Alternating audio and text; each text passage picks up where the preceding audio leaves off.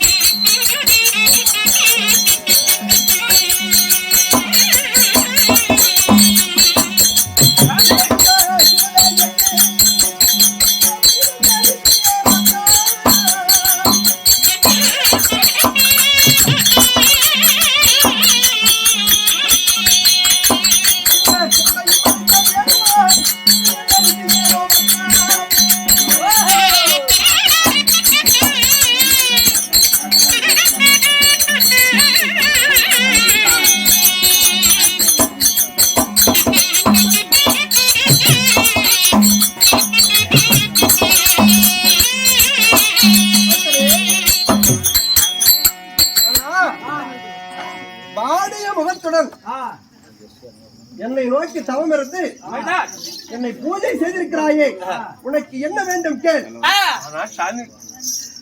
நான் குற்றத்தை ஆண்டு வரக்கூடிய என்னுடைய பெரும் உச்சித தேசத்தில் வாழ்ந்து வரும் தங்கள் பெயரோ மிருகண்டரிசி. சரி, திருமணமாகி சில ஆண்டு காலமாக புஷ்கர சிறந்தாலுமே கிடையாது. ஏன்னா எங்களுக்கு 60 காய்விட்டது, குறுக்காக 20 காய்விட்டது. அதனால் மக்கள்லாம் என்னை வாத்தி இனிமையாக பேசுகிறார்கள். கொள்ளை வர கெட்டதற்காக ஓடோடி வந்தேன். பக்தனே, என்னை உண்மையாக நினைத்து அதாவது பணிந்திருக்கிறாய். உன் பக்தியை வைத்து உனக்கு வரம் தருகிறேன். ஆனால் ஒன்று,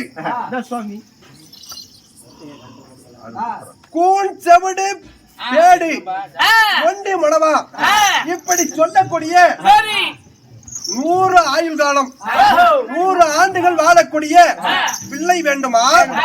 இல்லை, நகட நன்னூல் கற்கும் திறமை பெற்ற அழகும் அறிவும் உள்ள என்னை போல் உள்ள 16 ஆயுள் வயது நிறைந்த உனக்கு பிள்ளை வேண்டுமா?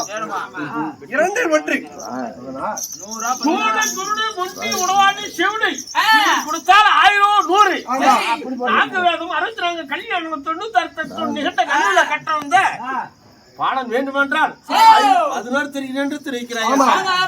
ஆனால் சாமி, இதுவரைக்கும் 60க்கு 60 குறுக்காக 20 ஒன்றை ஓடாடி நான் வைத்துக் கொண்டு நான் என்ன சாமி செய்ய முடியும்? சரி, அதனால் நாக்கு வேதம் கட்டணமாக இருக்க வேண்டும், ஒரு சத்திரம் கட்டணமாக இருக்க வேண்டும், அதுவும் அழகு பொருத்திய மகனா இருக்க வேண்டும்.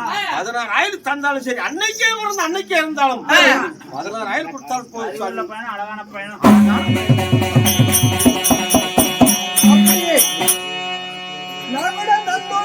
திறமை பெற்ற அழகும் அறிவும் நிறைந்த இந்த சிவனை போல் உனக்கு 16 ஆயுள் நிறைந்த உனக்கு மகனாக பிறப்பான்.